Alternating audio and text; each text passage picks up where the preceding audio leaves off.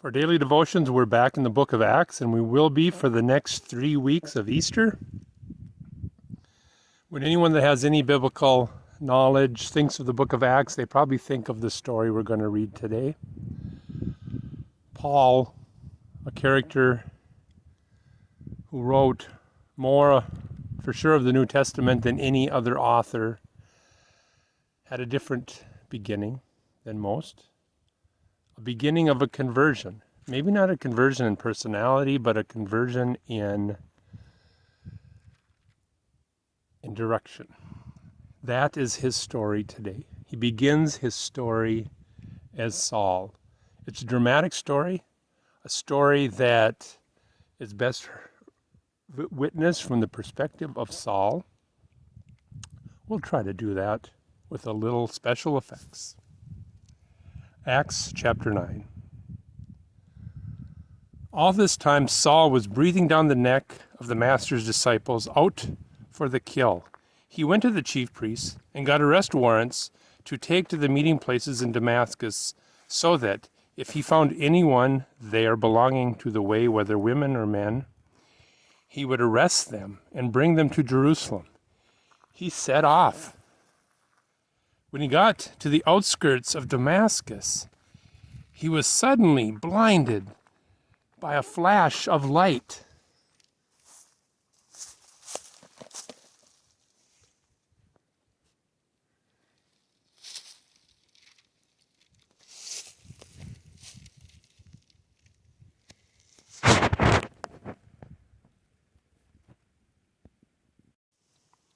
As he fell to the ground, he heard a voice, "Saul, Saul, why are you out to get me?"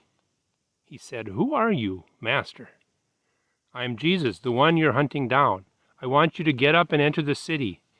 In the city, you will be told what to do next." His companions stood there dumbstruck.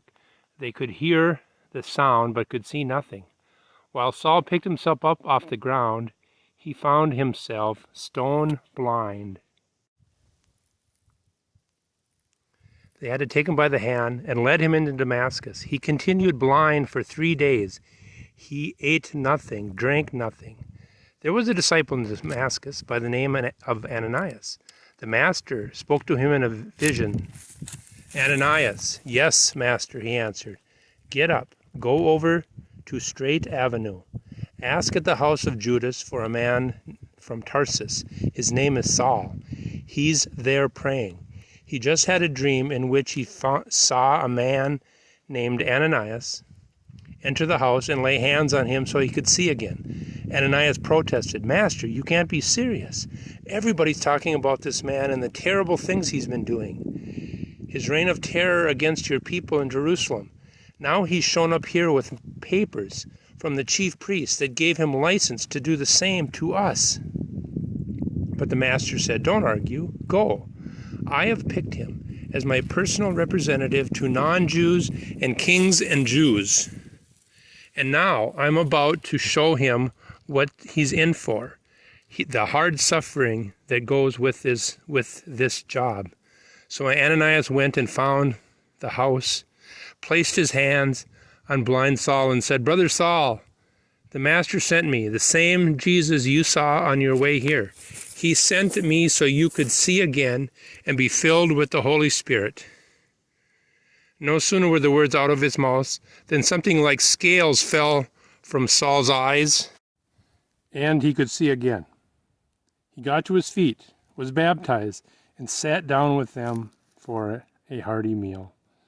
Saul spent a few days getting acquainted with the Damascus disciples, but then went right to work, wasting no time, preaching in the meeting places that this Jesus was the Son of God. Powerful, powerful story of conversion from Saul, a hunter of the new Christians, to Paul, the greatest advocate of these new early Christians. And a story for us that no matter what our past has been, Jesus is open to giving us a chance for conversion. What a message to start the week.